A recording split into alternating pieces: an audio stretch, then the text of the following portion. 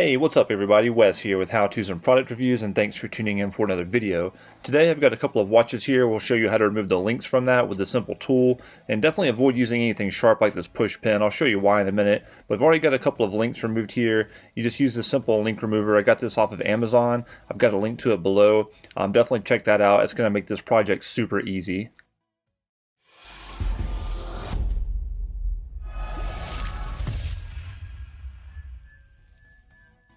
So this particular link remover is actually a really cheap one. The one I've got in the link is going to be something that's going to hold up a lot better for you over time. It'll have some different tips on it, but the same premise. Now, some videos are going to show you to use a little push pin like this. I definitely don't recommend that. They're super sharp. It's going to scratch your watch up, and it really takes quite a bit more effort really to get that done. You can see me here trying to push on this watch. I'm using quite a bit of force. If I slip, it's going to scratch the watch or stab my finger.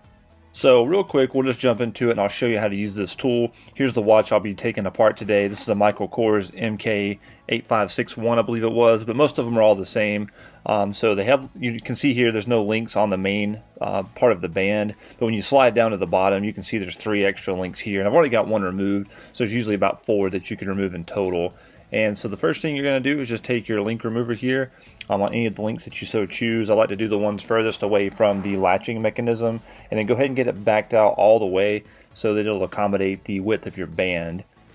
And then it's just as simple as lining up our push pin here with the link on the watch. It takes a couple tries sometimes to get it, but once you line it up, you'll feel it, and it's going to start to push it out on the other side, just like you see there. And then just go ahead and turn it all the way through until the push rod is kind of close to the watch. It's not going to push this pin completely out, but get it out to where you can grab it. So back it out once you get your pin pushed out a little bit, and then all you have to do is either just grab a pair of pliers. Normally you can pull it out by hand. Sometimes they're a little tricky to get, but you just pull that pin on out. This one here should be loose enough to get it by hand, so we'll just remove that pin, and then the band is separated. And then essentially what you can do is go ahead and repeat the process and take out a link, and then we're going to rejoin it.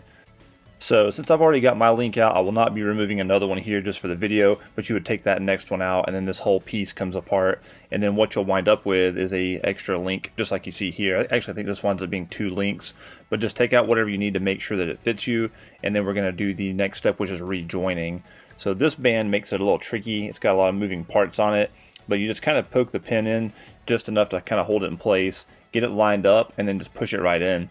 And so you would think that you're done here, but we are going to need that tool one more time to go ahead and get everything completely secured. You can see it sticking out right here just a little bit.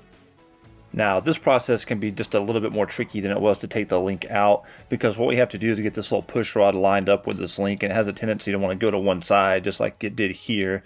So it's no problem, just back it out, give it a couple of tries, and you'll get it eventually right on top of it just like that. And you want to push it in until it's flush with the watch band, and then just back it out, and then everything is complete.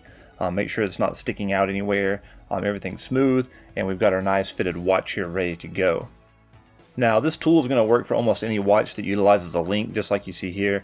But do keep up with these. You want to probably put these in a little plastic baggie or put them up somewhere safe in case you ever go to sell the watch, or if you need to expand the watch for any reason. Here's a slimline model of the MKs.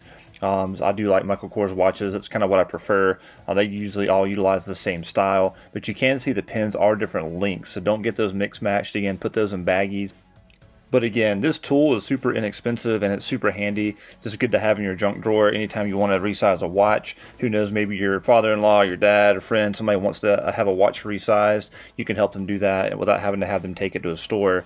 Very easy to do, very intuitive. But if you have any questions, definitely feel free to leave those in the comments below. I really appreciate you guys taking the time to tune in, and I hope to see you next time. All right, peace.